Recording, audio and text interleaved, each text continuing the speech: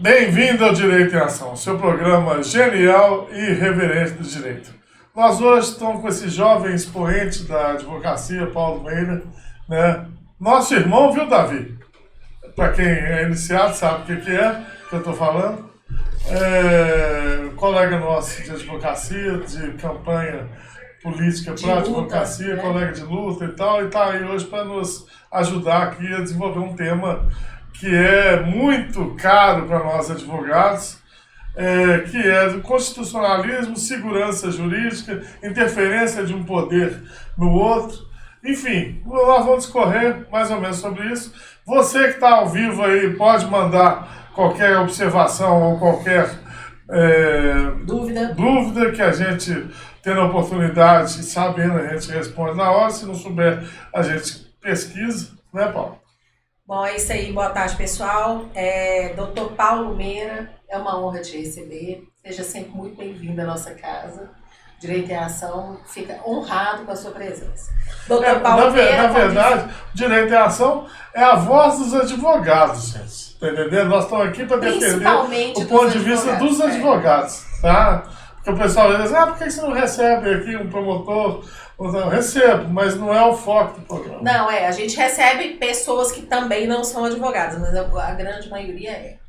Né? E aí, então, o doutor Paulo Meira, que não foge à regra, é um advogado brilhante, graduado e pós-graduado pela PUC Minas, atualmente mestrando em Direito Privado na FUMEC, diretor de Relações Institucionais da Anacrim e foi vice-presidente da OAB Jovem. Acho que lá você já se destacava como um grande advogado e hoje, então, nem se fala, né? Seja muito bem-vindo. Muito obrigado, Paula Marzano, Flávio Marzano. É realmente motivo de muita alegria e muita honra estar aqui com vocês, conhecendo o escritório de vocês, a casa de vocês. Que escritório lindo. Eu comentei com o Flávio que eu quero, né, ter a honra de um dia chegar no nível de vocês, né? Que Deus continue abençoando vocês aí e gosto muito de vocês e é realmente uma honra para mim estar participando desse programa tão bacana que eu já vi, né, grandes nomes, grandes amigos como Bruno Cândido, vi a entrevista dele aqui com vocês, Cristiano Volpe, né, Lúcio Adolfo, e hoje está aqui, depois de tantos grandes nomes que já passaram por este programa, estar aqui hoje com vocês é um motivo de muita felicidade para mim.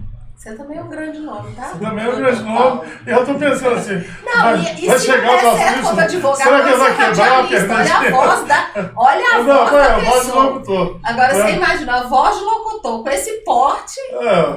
E lutador também de jiu-jitsu. Eu mesmo já dei vários paus nele. A gente sabe.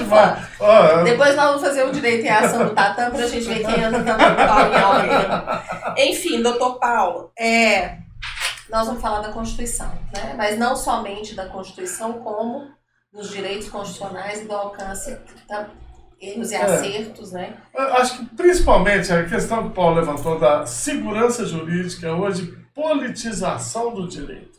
Porque nós falamos aqui num outro programa essa semana que nós temos controle de constitucionalidade concentrado e difuso na Constituição brasileira. Na teoria, é lindo, maravilhoso. Né? Todo mundo vai ter o corte da Constituição ideal para o seu caso. Na prática, você tem uma decisão diferente sobre a Constituição para cada juiz.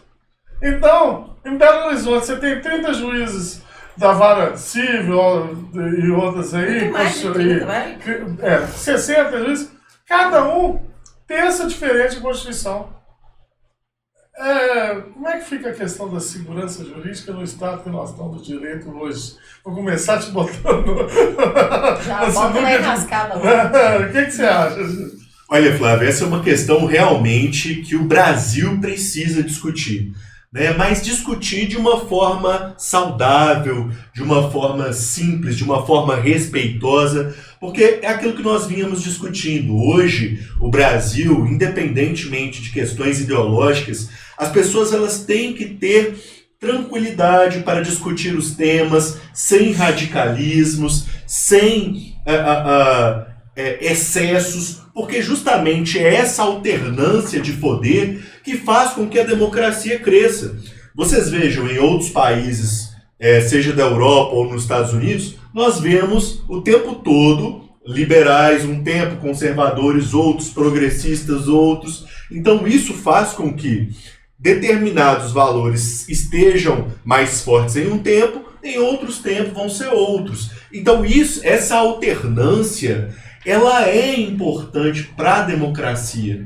E quando nós trazemos isso para o direito, nós entendemos a importância de que, independentemente de questões políticas, ideológicas, nós temos uma Constituição que é una, nós temos uma legislação que precisa de ser respeitada independentemente do lado político. É aquilo que nós falamos. Hoje, nós vemos uma situação complicada no nosso país no que diz respeito à defesa da Constituição da República, mas isso não é de agora, Flávio.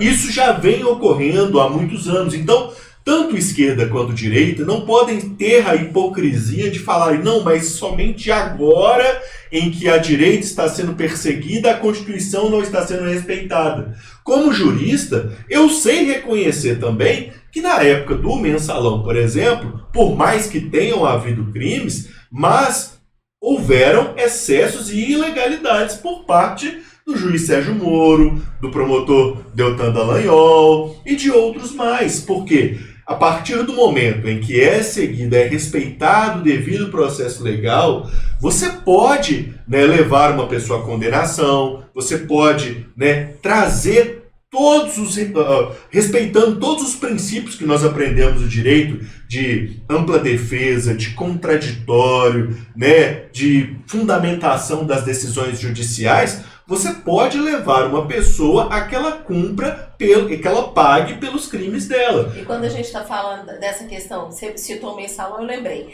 Se as regras tivessem sido cumpridas a rigor, talvez as consequências tivessem sido outras. Né? Por que culminou na anulação de tudo, na desmoralização do Moro? Por que culminou naquilo tudo? Porque durante o processo não se respeitou a Constituição, não se respeitou o devido processo legal. E aí, a observação que eu sempre fiz aqui é o seguinte. Tá bem, o conceito de contraditório pela defesa e devido processo legal.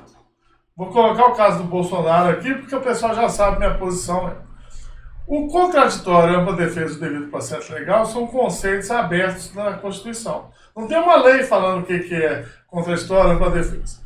Então, cada juiz tem a sua ideia de ampla defesa, com maior ou menor possibilidade de quem está sendo acusado de efetivar a sua defesa. Isso é o problema, gente. Às vezes, quando eu falo aqui no programa, está sendo respeitado o devido processo legal no caso do Bolsonaro, do Mensalão, de qualquer outro. Tá. Por quê? Porque eles não estão inovando no processo legal. Agora, é um processo restritivo que está muito aquém do que fala a Constituição? Tá. Só que é o seguinte, é praxe da nossa Constituição também e do nosso sistema penal, porque o Código do nosso processo penal é de 1970 e poucos, acho que 73 e 72, um negócio assim. O pensamento era de uma Constituição autoritária, anterior. Mas esse processo, ele não passou por uma ação de descumprimento de preceito fundamental. Então, eles estão adaptando o conceito de contraditória da defesa e devido processo legal, que estava numa Constituição anterior, a nova Constituição, a interpretação da Constituição de uma nova Código de Processo Penal e Código de Processo Civil. Então, isso está errado. Falar que o judiciário não está legitimado, desde a Constituição de 88, o judiciário não se legitimou. Não existe nenhum processo de legitimação democrático do judiciário. Não fez eleição para desembargador, para administrador do tribunal, eles não passam por esse tipo de escrutínio. E mesmo os representantes do Ministério Público e da advocacia que eram parejar o judiciário, eles são escolhidos de uma forma autocrática da OAB. Vou nem entrar nos casuísmos, não. Mas você vê que ele não representa a totalidade do pensamento dos advogados. É muito mais um círculo muito restrito que faz essa escolha e aí não areja o judiciário da forma que a Constituição pensou. Uma ação entre amigos? E a gente percebe também que até os advogados, quando entram para o sistema, eles entram viciados e também na regra do toma lá da cá, na regra do casuísmo, eu sou amigo do Paulo, eu vou dar apoio para ele, não porque o Paulo seja melhor, mas porque o Paulo vai defender nossos interesses específicos lá enquanto magistrado. Né? Isso leva o quê? O enfraquecimento da instituição e uma coisa que é muito ruim, que é a politização e interferência do legislativo no judiciário. O que você acha disso, Paulo? Bom, enquanto eu era estudante de Direito ainda na PUC Minas, eu tive a oportunidade de ter aula com a ministra Carmen Lúcia e muitas coisas nós tive de aprendizado com ela na área de Direito Constitucional. Tive amigos, inclusive, que fizeram mestrado em Brasília e tiveram aulas com o Alexandre de Moraes. Eles falam que na época o Alexandre ainda tinha cabelo na cabeça. Eu estudei no livro dele na faculdade. Exato, vários de nós estudamos nos livros deles e eu tive amigos também que foram alunos do Gilmar Mendes.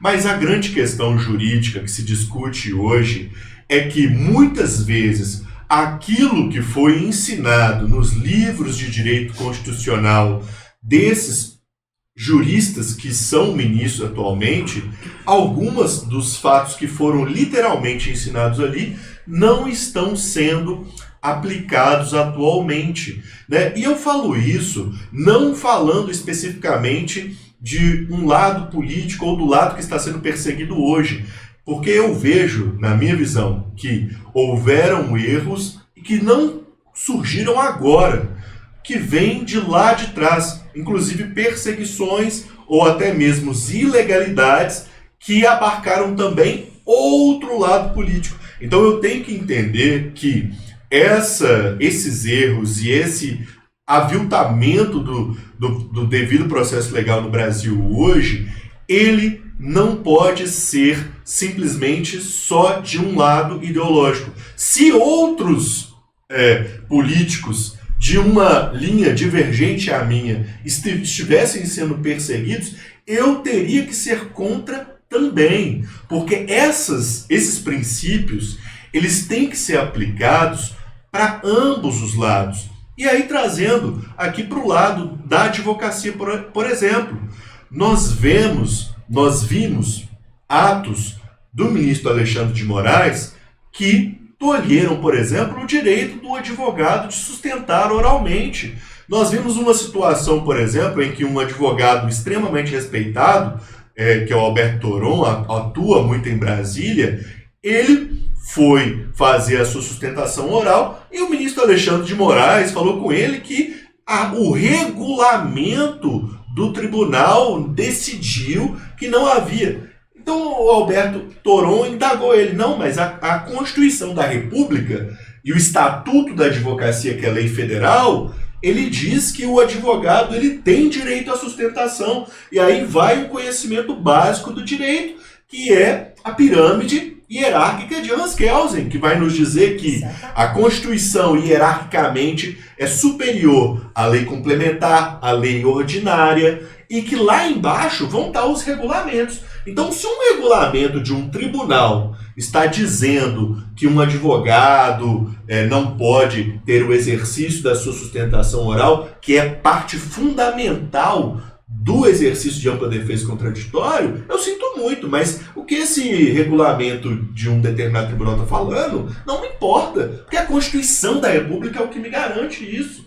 E é contra esses tipos de arbítrios que, se a advocacia não se posiciona, eles acabam sendo tolidos e fica por isso mesmo. É interessante o que você falou. Ontem eu vi o depoimento do Felipe Martins. Eu achei um absurdo. E você sabe, eu tenho antipatia a ele pessoalmente. Mas por causa da questão política, eu nem conheci ele pessoalmente também, não, mas, enfim, questão política. O depoimento dele onde? No STF. Tá. Ele queria falar e o juiz, numa ânsia que ele terminasse com o depoimento dele, e ele falou, mas eu tenho mais que eu falar. Mas tem que ser o que interessa e não sei o que e tal. Tô lendo o direito dele, até porque é ampla defesa... E ele na condição de réu. De réu. é você utilizar de todos os meios necessários e você falar o que você acha que é importante para você. Mas isso daí é o seguinte, eu vi lá o Felipe Martins, acho um absurdo, o bate-boca dele com a promotora também, que é muito pouco respeitosa, como os promotores são com a maioria dos réus e até com os advogados. Vi e trouxe para todo o sistema do direito. Eu acho que o erro que eu falo do Bolsonaro é ele ter personalizado a briga com o Alexandre de Moraes e com o fulano, Beltrano, Ciclano do Supremo Tribunal Federal. Mostrou desconhecimento porque o judiciário todo funciona daquele jeito. Uma arbitrariedade doida.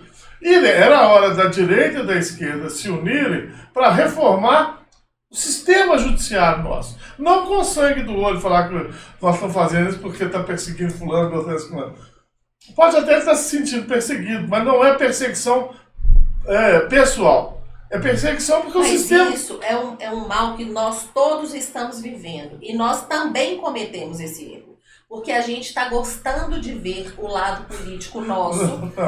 Aí eu já falei. Mas é verdade, Flávio. Nós estamos achando engraçado. E aí, sabe o que eu falo assim, como jurista, eu acho engraçado porque até 10 anos atrás, olha que você ia reclamar, bicho, preso tem que ter um mínimo de dignidade. Então, as casas, você está com dó, levam para sua casa. Mas eles cansam de falar comigo, é assim, Paulo, quando eu defendo o direito de preso, você tem que ver pergunta da vida, depois você olha nos vídeos antigos pra você ver. O tanto que ele me xinga, manda eu levar o preso pra casa, manda eu adotar o preso, eu não posso defender preso aqui não. A gente defende não é o preso, defende a dignidade da pessoa humana. Eu sei, eu estou usando como exemplo.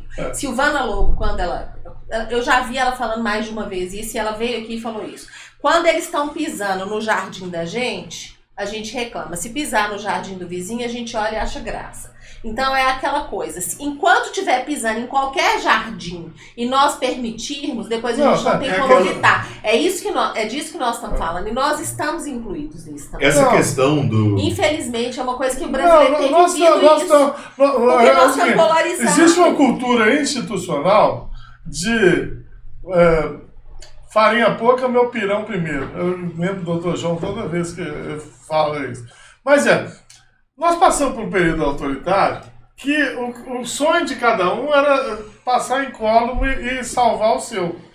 Então, falta um pouco de sentimento do outro, de nação, que é o que o Paulo estava falando, que a gente precisa se unir novamente, porque existe um núcleo de interesses comuns, dependendo de eu ser de esquerda, de direita, que eu estou integrado na sociedade, eu trabalho, eu tenho filho para criar, eu tenho que pagar minhas contas, tudo. Tenho que manter minha vida. Eu acho que essa discussão do que está acontecendo hoje também, ela serve para nós renovarmos a discussão sobre o direito penal. Porque até ontem, quem se dizia, não, mas o advogado criminal é o advogado que defende bandido. Se essa pessoa for conservadora e de direita, ela está vendo o tanto que é importante ter um advogado criminal combativo.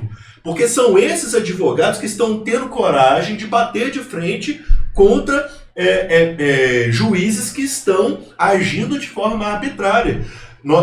Eu sou neto de um advogado, na época do meu avô, os advogados criminais como o pai do Marcelo Leonardo, o Jair Leonardo Lopes, né? Nós tivemos Ariosvaldo, Décio Fulgêncio, eram homens seríssimos, né? Extremamente respeitados no meio jurídico. Ninguém tinha coragem de falar que um advogado desse teria qualquer tipo de relação com criminalidade ou o que quer que seja. O advogado criminal, ele defende a lei, o direito. Ele não defende bandido, ele defende que o devido processo legal seja aplicado de forma correta, de acordo com o direito. Se você tem uma pessoa, ela pode até ter cometido determinada ilegalidade, mas se a lei prevê que o crime para aquela determinada ilegalidade é de 4 anos e você tem um juiz que está aplicando 20, aquilo ali está completamente errado. Se você não tem a presença de um advogado para falar que aquilo ali está errado, você causa um erro enorme. Por quê? Porque toda decisão judicial de um tribunal superior gera efeito cascata nos tribunais inferiores. E o mesmo vale, por exemplo, no caso aí, para os espectadores que têm uma visão mais à direita, o mesmo vale para aquelas pessoas que estavam lá em Brasília depredando um patrimônio. Se você estabelece uma pena de 30 anos ou 20 anos para um crime que tem na lei estabelecido 4 ou 5 anos, você está cometendo um erro parecido. E aí lá na primeira instância da comarca do interior de Minas, você vai ver juiz aplicando uma pena para um sujeito negro, pobre, humilde, que roubou uma comida para alimentar seus filhos, sendo preso 5 anos, 6 anos de cadeia. Né? Então, a partir do momento em que nós compreendemos isso, nós verificamos que isso está acima de qualquer questão ideológica. E isso é uma questão que o próprio Flávio falou, é uma questão que tanto esquerda quanto direita tem que se unir para discutir o quê? A reformulação do judiciário brasileiro.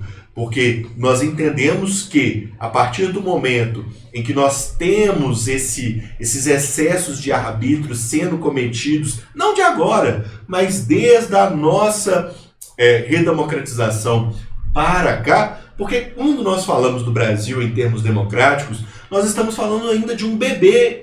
Né? Nós estamos falando de 1988 para cá, até 84 o presidente era general João Figueiredo, depois que mudou para Tancredo Neves, e depois nós tivemos as diretas já, né? Depois nós tivemos as eleições com Fernando Collor e Lula, né? E assim por diante. Mas de lá para cá, se nós estudarmos a história do Brasil, é um período pequeno. Nós ainda estamos aprendendo a lidar com isso e vai passar por essa discussão. Estão aprendendo a lidar com a democracia. E é um negócio que eu falo com todos os meus amigos. Nós estamos rindo hoje, rindo assim, como esquerda, estão rindo do que está acontecendo, da dor dos de direita, mas a gente sabe que o vento está sofrendo para lá. Sofrendo para lá. Esse vento, do jeito que estão as instituições, ele vira. Porque o problema da democracia, ela serve para quê? Para ser um sistema estável. Porque o sistema autoritário, as decisões são mais rápidas e mais efetivas muitas vezes. Mas você fica ao arbítrio de quem está tomando a decisão. O cara brigou com o porteiro do prédio dele lá, e no outro dia eles soltam uma lei contra todos os porteiros. Brigou com o motorista de táxi, no outro dia acaba com o serviço de táxi. Brigou com a esquerda, vão proibir a esquerda. Brigou com a direita, vão proibir a direita. Então nós temos que ter estabilidade. Até de saber, eu acho a pena exagerada também para o pessoal que serviu de massa de manobra lá. Os caras não foram pensando, mas efetivamente o cara não tinha consciência de como ele estava sendo usado. Porque uma coisa é, vão ali, o quebra-quebra, o oba-oba e tal. Beleza, isso daí era um risco que o cara sabia que ele estava lá.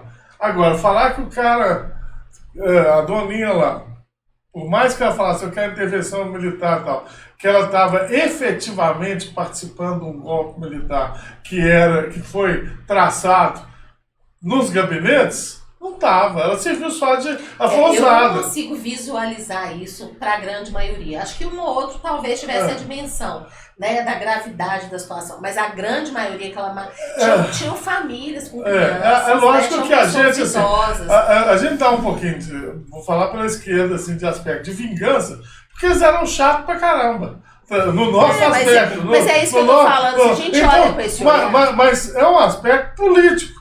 Um aspecto social, estão no direito dele. Eu já passava lá na Rádio Gabá, quando eu podia, eu xingava, falava, ô, bando de ator.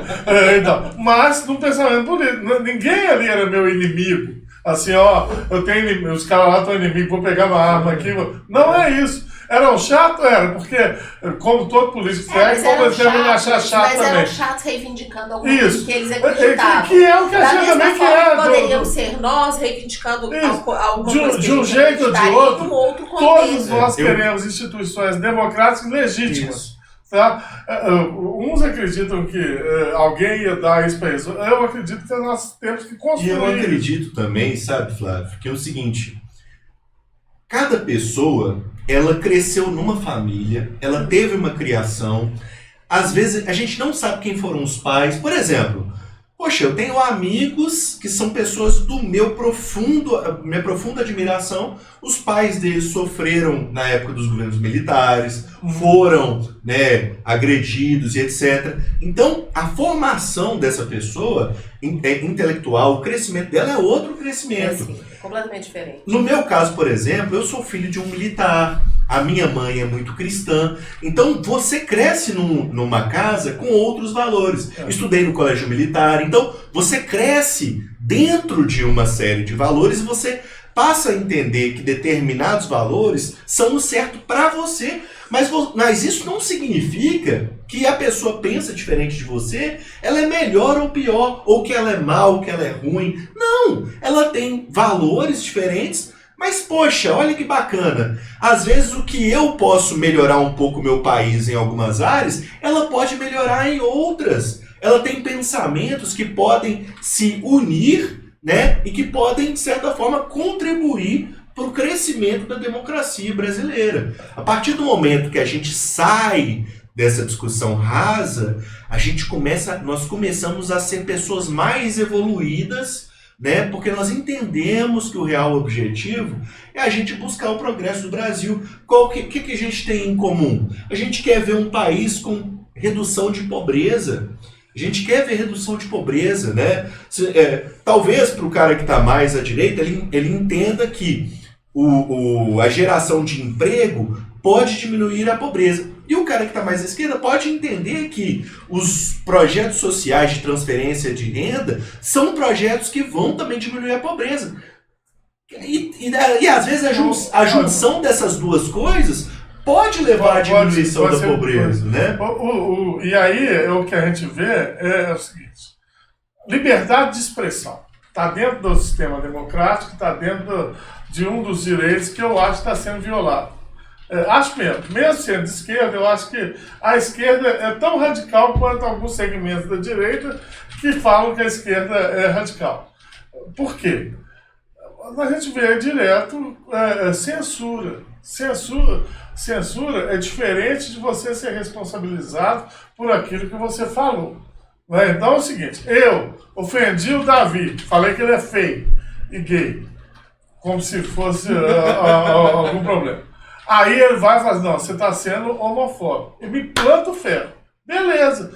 Agora, você não pode falar nada, nem expressar a sua opinião. Ué, peraí, gente. Eu tenho direito de falar. Exato. Ah, mas é preconceito. Mas eu tenho direito de ter meus preconceitos também. Tá entendendo?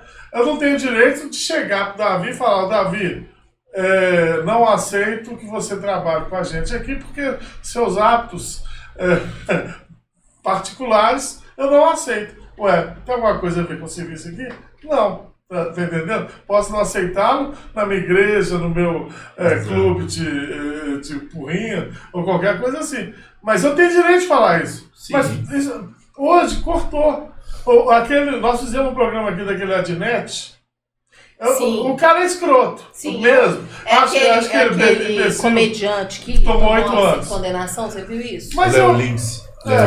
Mas o Adnet é o outro. Foi outra condenação de outro. Mas eu acho que assim, o cara tem o direito de falar. Eu não pagaria pra ir ver aquele sujeito. Tá entendendo? Mas se outras pessoas gostam lá, não acho que seja um quisto social porque você fez a piada que o cara preto, branco, amarelo, azul. Eu tem que ter maturidade. Isso como censura. Eu acho que isso aí é você transitar realmente entre o seu direito e o direito do outro. Né? Até onde vai o seu direito e até onde você vai invadir o direito do outro. A censura que me preocupa é essa censura institucional, essa proibição literal. É quando um magistrado, por exemplo, proíbe um réu de conversar com outro réu. Essa me preocupa. Ou então de dar entrevista.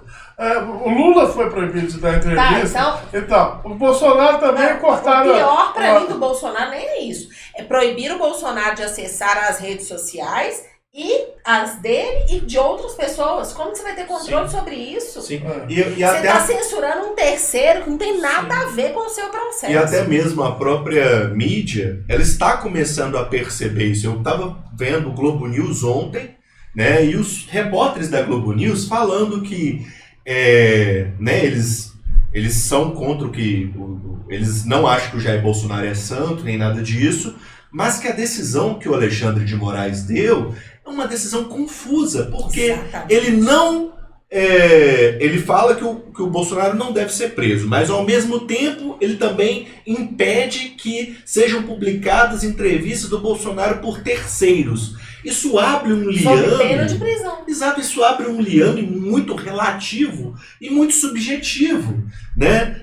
Você não tem uma aplicação direta do direito, né? Porque uma coisa olha, você está impedido de dar entrevista com base na lei tal, artigo tal, etc. Ok. Bom. Não, terceiros estão impedidos de publicar matérias que contenham a sua imagem. Meu Deus do céu! No mundo globalizado, onde a internet é o acesso a tudo, onde você disponibiliza tudo e vê tudo. Então, isso para mim me preocupa. Você sabe o que me lembrou? Legislação eleitoral. Paulo foi candidato, eu já fui candidato também. Eu fui candidato a deputado. Então é o seguinte: o cara quer te sacanear, ele põe um cartaz seu ilegal lá na divisa do Brasil com igual aquela piada do porquinho, né? De Minas com a O cara Bahia. quer dar o porco pro dá um porquinho no outro. O tribunal te dá, solta a liminar aqui, você vai tirar lá em 24 horas sob pena de multa. Aí é o seguinte: se você é um candidato grande, com dinheiro, então você manda tirar lá na hora e acabou. Se é um candidato com o nosso, vai na cara, na coragem, na raça. Você não tem o dinheiro para ir lá, você não tem quem ir lá tirar, você toma multa. Exato. Um outro exemplo dessa questão de liberdade de expressão aplicado ao judiciário, né, foi, por exemplo, em uma das audiências do ministro Alexandre de Moraes com o tenente-coronel Cid. O tenente-coronel Cid estava ali numa situação chorando e tal, e estava dando o depoimento dele, e após ele terminar o depoimento, ou seja, após o réu terminar o depoimento, o Alexandre de Moraes falou o seguinte: olha, o senhor sabe que a qualquer momento eu posso decretar a sua prisão preventiva, né? O senhor tem certeza que o senhor não quer mais falar mais alguma coisa, contar mais alguma coisa? Meu Deus do céu, o réu já acabou de dar o seu depoimento. Aí eu insisto para ele refazer esse depoimento. Isso é tortura. Ainda ameaça. É uma volta aos regimes autoritários. Se a gente critica, se nós somos advogados para criticar, né, os excessos dos governos militares, nós temos que ser também equilibrados e sensatos. Nós temos que ter sensatez para reconhecer que o juiz, quando ele faz isso numa audiência também, ele está torturando a vítima. Se é um cliente meu, um cliente seu, vai falar: excelência, como assim? E o advogado não teve coragem. Porque se fosse um outro advogado, ele deveria ter falado: excelência, o meu cliente já deu o depoimento dele. Como assim o senhor está ameaçando? Porque o que ele fez ali foi falar assim: ó, se você não falar alguma coisa que me agrade, que dê para eu juntar aqui nos autos, eu vou te prender. Ele tentou fazer isso com o Aldo Rabelo também na oitiva do Aldo Rabelo. Acho que fez um julgamento de valor de alguma coisa no testemunho dele. A Alexandre Moraes começou para ele: não, você não pode fazer julgamento de valor aqui por causa disso, o senhor está aqui como testemunha. Eu falei: lógico que eu posso. Me chamou aqui para falar o que eu vi. Eu vi e acho que isso assim é sensato. Falta ao judiciário ter um sentimento de igualdade, de serviço público.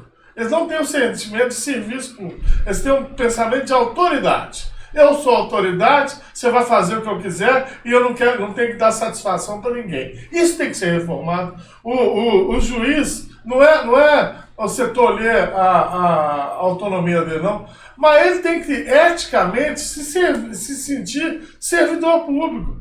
A gente vê os excessos do Ministério Público aí, os GAECos, que se juntam com a polícia e fazem verdadeiros malabarismos jurídicos e metem uma ação no réu, que vai entrar com um processo, o devido processo legal, igual esse que está tendo hoje no Supremo, que todo mundo já sabe o resultado.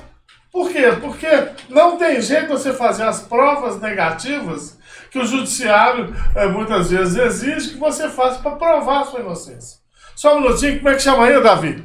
O Capõe de novo para mim. Queria mandar um abraço para os espectadores Henrique, Camila, pro Galo Doido eu não vou mandar Galo abraço. Doido, eu acho que eu sei quem pode ser esse Galo Doido. Não vou mandar, não. Vou mandar para a torcida organizada do Cruzeiro, tá? Mas o Galo Doido agradeça Você é atleticano ou cruzeirense, Paulo? Sou atleticano. Então você pode mandar um abraço Você pode mandar Um abraço pro Galo Doido, pro Atlético Mineiro.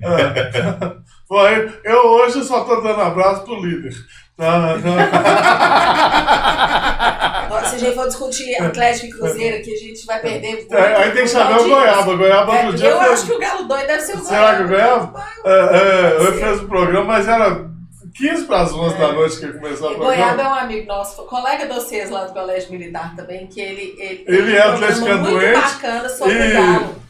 Ele é muito competente. Bacana, é bom demais. Outro dia nós fizemos uma gracinha com ele. Não pode contar isso ao vivo, não. Não.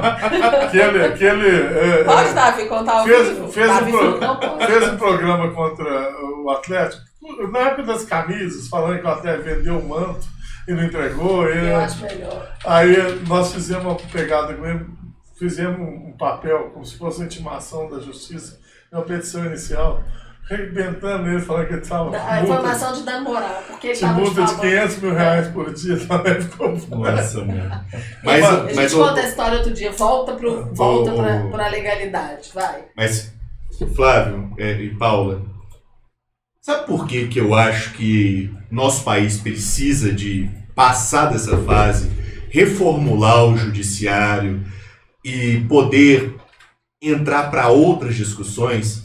Porque essas discussões atuais, elas acabam travando nosso país naquilo que mais importa, que é a nossa evolução enquanto sociedade. Porque enquanto nós estamos discutindo esses temas, o Brasil continua tendo uma educação pública ruim, o Brasil continua tendo uma saúde pública que precisa muito melhorar, né? Acho super importante o SUS. Sou super a favor da educação pública, mas acho que nós podemos avançar e avançar muito ainda, né? O nosso país precisa avançar. E enquanto nós ficamos parados, discutindo essas situações, tendo arbítrios do sistema judicial, o Brasil ele perde a oportunidade de avançar. E o mais grave, além de perdermos a oportunidade de seguir avançando, nós ainda arrumamos problemas com outros países que, independente de questões ideológicas, independentemente de concordarmos ou não, analisando o fato em si é que os Estados Unidos são uma nação muito poderosa. E, meu Deus do céu, por que estamos perdendo tempo com esses problemas no judiciário? Por que estamos perdendo tempo, né, arrumando, às vezes, confusões com outros países, sendo que o nosso país tem tanto a desenvolver? Né? Eu sou super a favor de projetos de transferência de renda, projetos que busquem ajudar aos mais pobres.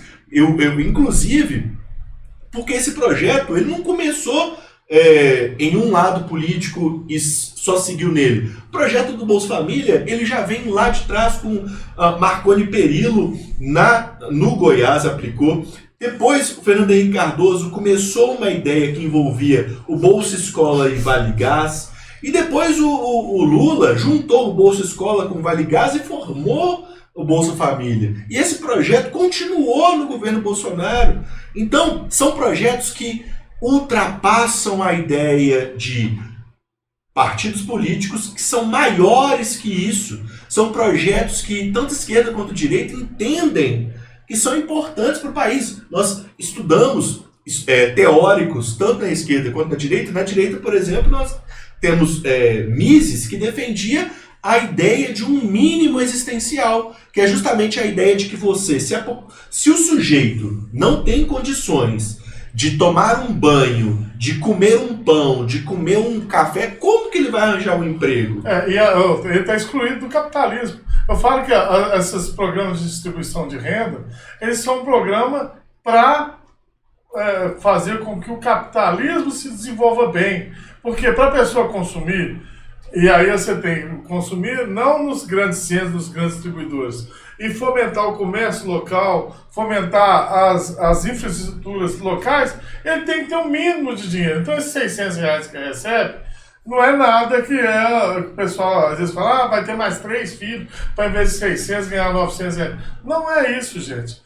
O capitalismo precisa de intervenções do Estado para manter até a base de consumo capitalista, que sem ela você não consegue andar. Exatamente. E do ponto de vista econômico, inclusive, essa ideia do Bolsa Família foi mantida até mesmo pelo próprio ministro Paulo Guedes, que é de direita. Então, aqueles espectadores que estiverem me assistindo que forem de direita, eles têm que entender que até mesmo pós-doutor em economia, que é o Paulo Guedes, manteve esse projeto porque é importante. Por quê? Porque movimenta a economia.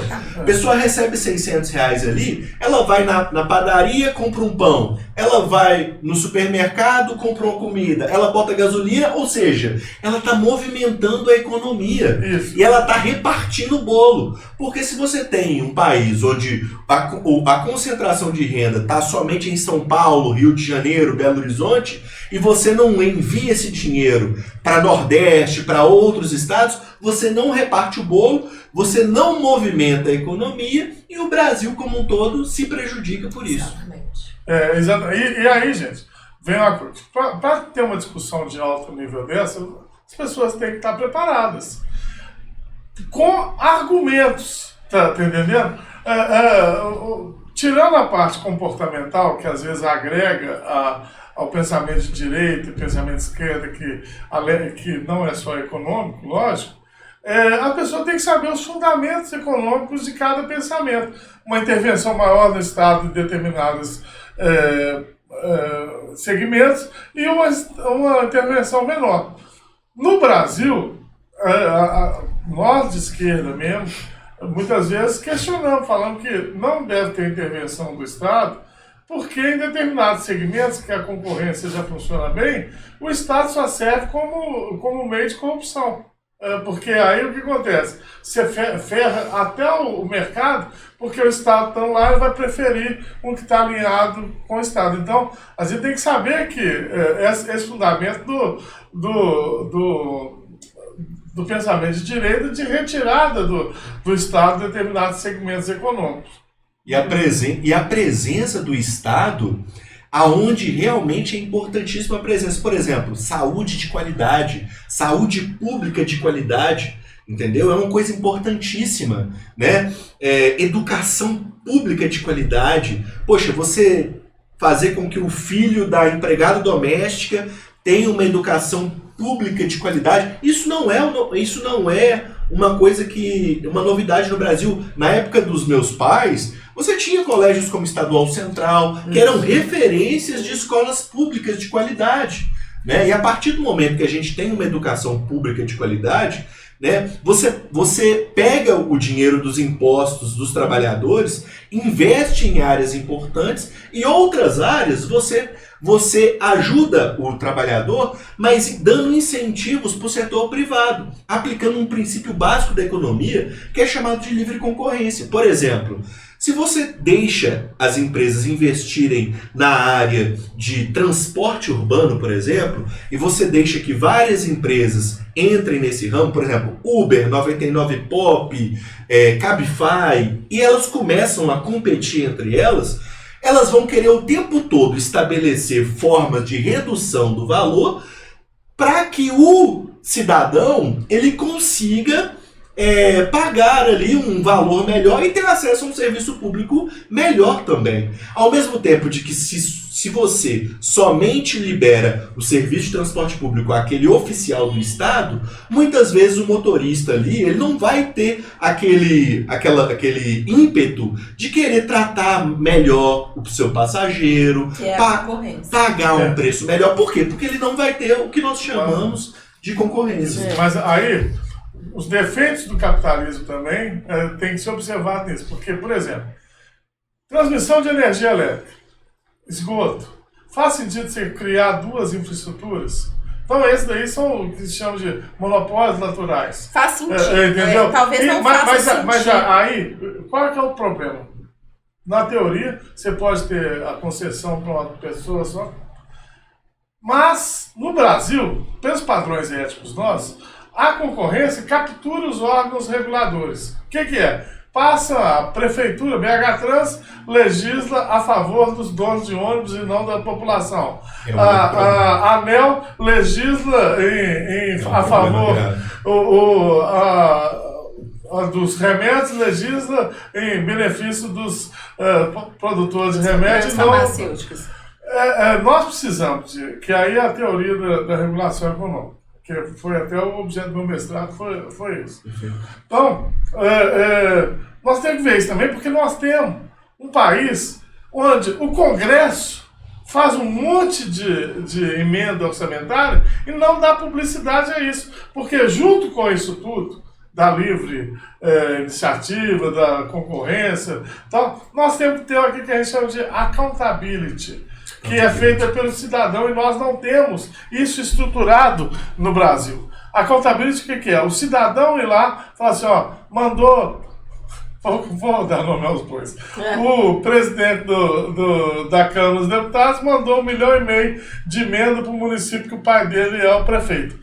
Não tem problema nenhum. Mas quem está fiscalizando o que esse dinheiro vai fazer? Não tem. O Ministério Público nosso, que é do Executivo, só pensa se for a imprensa para lá, ele vai para frente da câmera e do microfone e quer falar. Mas se não vai, ele fica procurando mídia. A verdade é essa, me desculpem, mas não cumprem a função deles. Cumprem quando é política, assim, vou fuder o Bolsonaro. Aí o cara vai dar mídia, eu vou lá, vou fuder o Zema. Não tô nem aí pro Zema, o Bolsonaro não tá. Mas aí dá mídia. Vou montar com o GAECA aqui, vou montar uma ação civil pública, vou fazer igual fizeram, afastar 12 vereadores aí, e tem 12 anos a ação judiciária. Ação parada, a instrução não E olha só, Flávio, olha só a importância desse programa aqui, dessa temática que nós estamos tratando.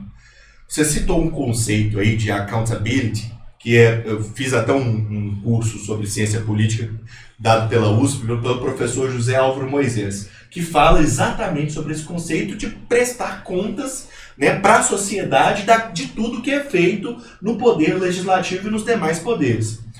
Então, ou seja, o que você acabou de dizer são fatos, o que você também está dizendo, Paulo, são coisas que, se aplicadas no Brasil, nós mudamos esse país de uma vez por todas.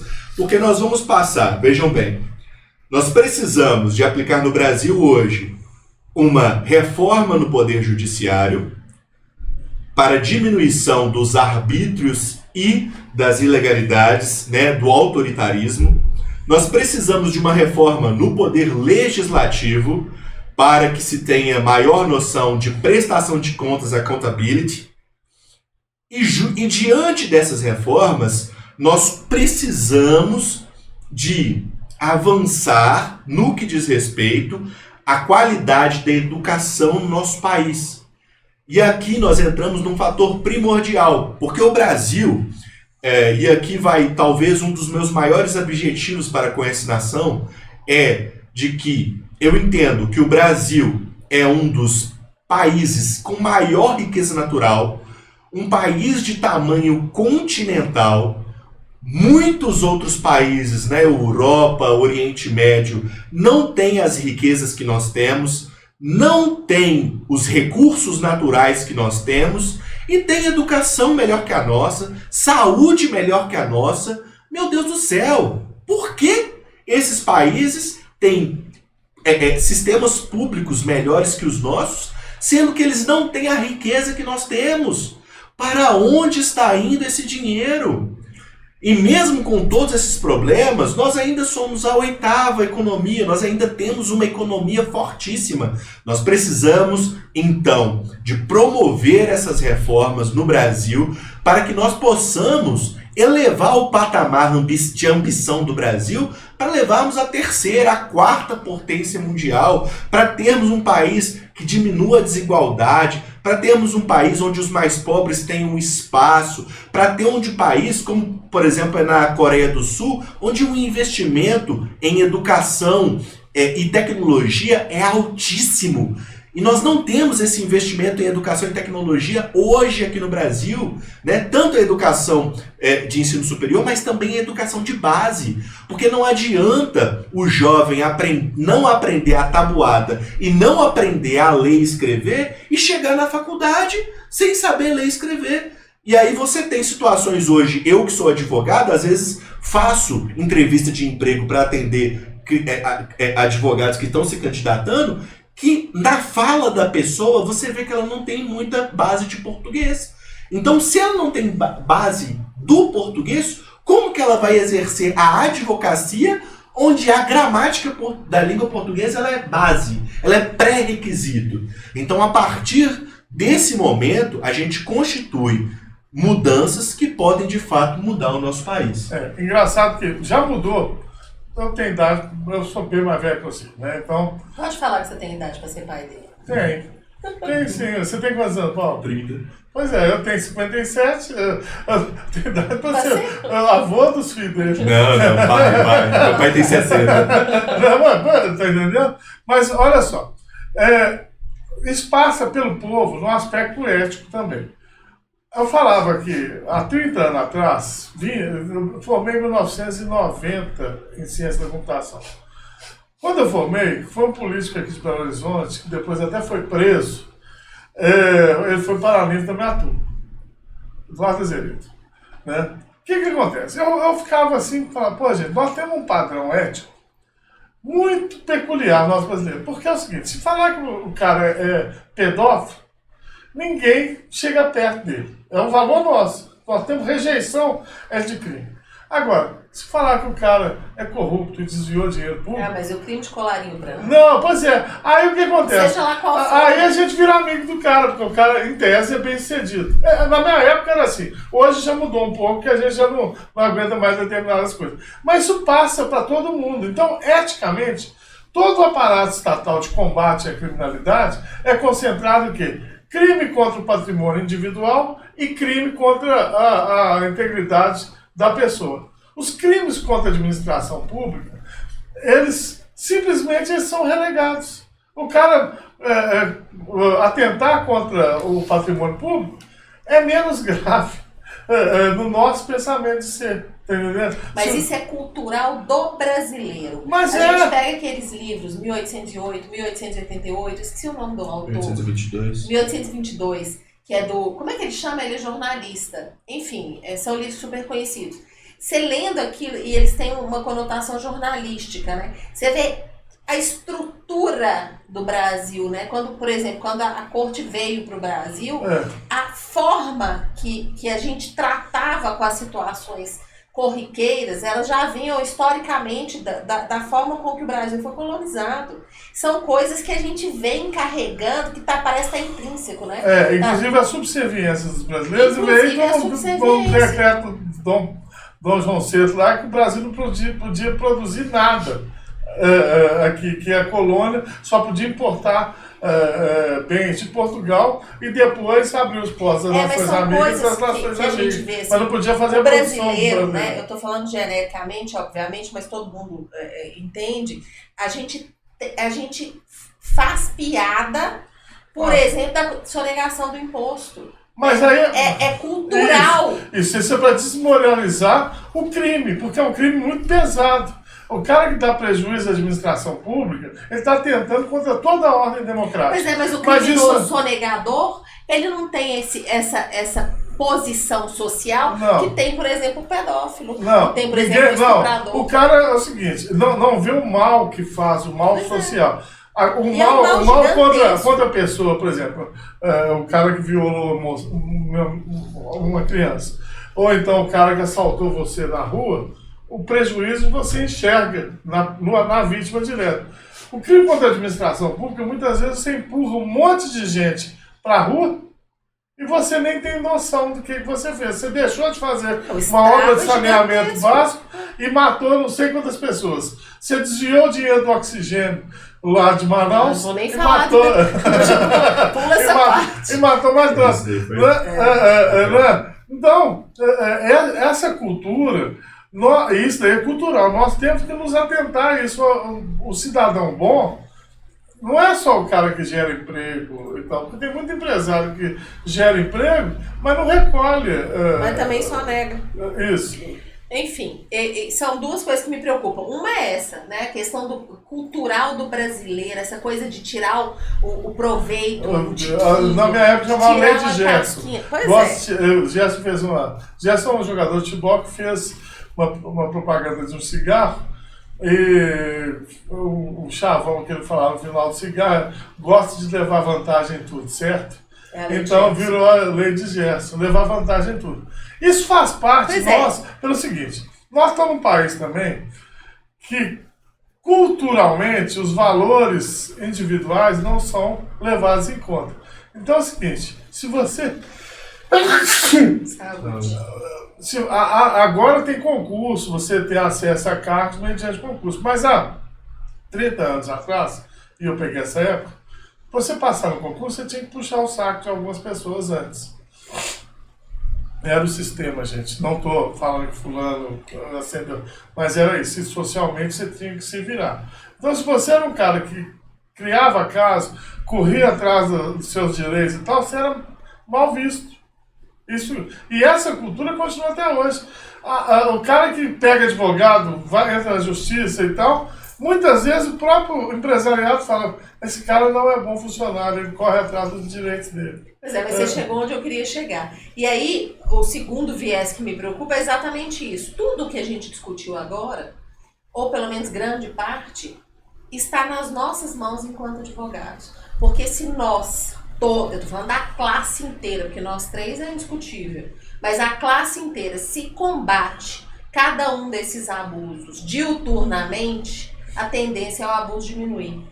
Não sei cessar, mas diminuir. E a maioria de nós advogados acaba... Mas aí é o seguinte, nosso órgão, deixa eu falar isso que eu sou mais velho que você, você não vai tomar as pancadas que eu posso tomar. Mas aí vem o quê? Na nossa representatividade da OAB.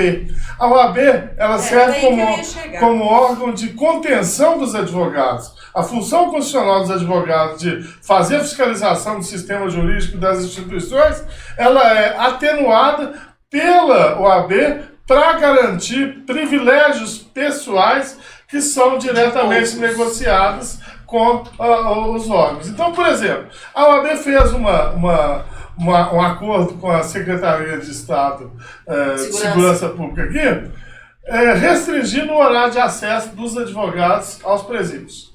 Por que o advogado podia entrar em qualquer hora no presídio? Porque era a função dele fiscalizar a situação do cliente, não é? Para ver se estava lá. Aí o que quiser, não, de 8 horas da manhã, de 9 horas da manhã até 5 horas da tarde você pode entrar. Então se o cara quiser descer o cacete no preso, ele vai descer às 7 horas da noite, porque dá até tempo de ir lá. E o advogado não pode entrar, porque a OAB fez um acordo lá restringindo o direito do advogado. E quando foi feito isso? Isso foi feito na época do Sérgio Leonardo. Não vou falar quem foi não, mas foi na presidência dele. E continua. Então, não estou falando que ele fez para benefício dele. Mas são questões que me incomodam profundamente. Nós temos uma cliente que está presa em Uberlândia. E não tem como conversar com ela, senão eu tenho que ir em Uberlândia toda semana, porque eu tenho, sei lá, 20 processos dessa pessoa. E eu só posso conversar com ela 12 minutos. Baseado em quê? E por semana. Baseado em quê? A OAB fez um acordo mas é porque ficou o controle do pessoal da OAB local. Então é uma forma de privilegiar os advogados lá de Uberlândia em detrimento aos advogados que estão fora. Nós, advogados, temos direito. Tá, eu não estou deixando você falar, é porque você está novo ainda. Não, você ainda vai tomar porrada. Eu já estou velho, eu não estou nem aí pro pessoal, seguro meus B.O. e tomo porrada e dou porrada mas também. Mas eu e Flávio já somos persona não grata na OAB, já está para mais de 10 anos, então a gente pode falar isso. Então, e é isso que faz com que as coisas sejam dessa forma. São... pequenos poderes, onde a pessoa tenta se beneficiar o tempo inteiro, trocas de favores e vai prostituindo com todo respeito. E aí a OAB e outros órgãos que são representantes dos advogados pegam e assimilam a falácia que os administradores públicos falam. Por exemplo, eu acho um absurdo você pagarmos pelas reformas das salas dos advogados nos presídios. Dinheiro da OAB tinha que ser para auxiliar advogado. Tudo bem, a gente se beneficia, mas daí é só questão de orçamento público. Entendeu? Então o governador vai lá, aí vai o presidente da OAB, vai lá, a hora que você vê, tá num coquetel lá com o governador, ainda festejando retirada de direitos dos advogados. É um problema que a advocacia precisa enfrentar, né? Nós vemos que hoje, não falando aqui da gestão estadual, mas nacionalmente falando, a OAB Nacional, ela tem feito muito pouco para diminuir ou combater todos os arbítrios que vêm ocorrendo no judiciário brasileiro. E isso é muito triste, porque a advocacia é uma classe muito forte, muito influente. Nós tivemos agora o último presidente do Senado, era advogado. Nós temos vários parlamentares que são advogados. Temos parlamentares de direita e de esquerda que são advogados. O presidente do Senado era advogado, mas o Flávio Bolsonaro também é advogado. Então, nós temos influência enquanto advogados, mas, ao mesmo tempo, a nossa classe, ela precisa de se unir e ela precisa de entender que ela precisa de defender a advocacia ao invés de defender a si mesmo. Exato. Porque muitas vezes, o que acontece? O advogado, ele faz uma parceria, ele tem uma relação de proximidade com determinado juiz, e é até interessante você analisar isso, né? Por que determinados advogados ganham 2, 3 milhões, 4 milhões por uma determinada causa criminal? Você pensa, nossa, mas por que esse advogado cobra tão caro assim? E aí você pensa, esse advogado ele tem uma relação muito próxima com determinado ministro. Ele chega no local, o ministro abre as portas para ele, meu querido e tal. Não é esposa. Você acha que é só por causa da capacidade técnica e intelectual dele, ou é também pelo networking que ele tem? Claro. E aí eu vou te colocar mais uma coisa. A Paula, e o pior, o serviço já é vendido com esse networking. A Paula... E aí, olha, eu resolvo este problema pra você porque eu sou amiga de fulano. Sofreu 3 ações no Tribunal de Justiça aqui de Minas, onde, causa boa, né? As outras menorzinhas ninguém quer saber. Mas causas boas, que na hora que subiu pro recurso, o cliente dela foi assediado por pessoas que se passavam por filhos de desembargadores, ofereceram o serviço de acompanhar o processo do tribunal para azeitar a máquina. Para azeitar a máquina. A gente não pode nem falar nem quem foi, porque não tem prova. Não, e é assim, doutora Paula, a senhora tecnicamente é imbatível, mas a sustentação oral, quem vai fazer é fulano, porque ele é filho de ciclano. Entendeu? Eu não sou filho de ninguém, nem... E não foi uma nem 2 vezes. E é isso que você está falando. Esse network é vendido como qualidade de serviço, quando na verdade a qualidade técnica fica aquém. Por quê? É uma ação. Um aspecto que eu queria colocar, que até no artigo que eu falo sobre prerrogativa eu coloquei, que é o seguinte. Além disso, tem a participação de advogados em vários conselhos. Porque o advogado está ali para regulamentar. Aí sai a pérola do Conselho Nacional de Justiça, 2 pérolas, né?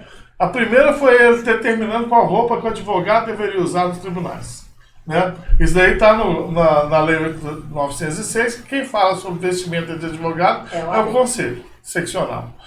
Né? Então, o tribunal não pode fazer isso porque nós temos autonomia para a gente se vestir do jeito que quiser fazer. Quem julga isso é isso. Os 2 advogados que pertencem ao Conselho Nacional de Justiça ficaram calados. Os caras nem sabem o Estatuto da OAB. Sabe quem colocou eles lá e está para defender quem colocou eles lá. Mas não sabe o Estatuto. E outra determinação do Conselho Nacional de Justiça, essa das publicações aí que pegou todos os advogados de calça na mão e passou também batido. Nós temos advogado do Conselho Nacional do Meio Ambiente, em todos os conselhos municipais, estaduais e federais, geralmente tem alguém representando a classe. Esses caras vão lá, não produzem, não conhecem a atividade dos advogados, mas penduram numa teta estatal. Paulo, muito obrigado por ter vindo. Eu que agradeço. Pronto, né? O que é que você está falando aí, Davi? Curta, compartilhe, Quem puder ajudar aí, fale bem do nosso canal. Se não puder, fala mal também, mas fale de nós, tá? Essa versão foi ao vivo, já está no ar hoje. Aí o editado, que aí tira os palavrões que eu falo, qualquer coisa Bota assim. que esse né? Então, mas depois... Doutor Paulo Meira, eu já te admirava muito, agora a admiração triplicou. Seja sempre muito bem-vindo, muito obrigada.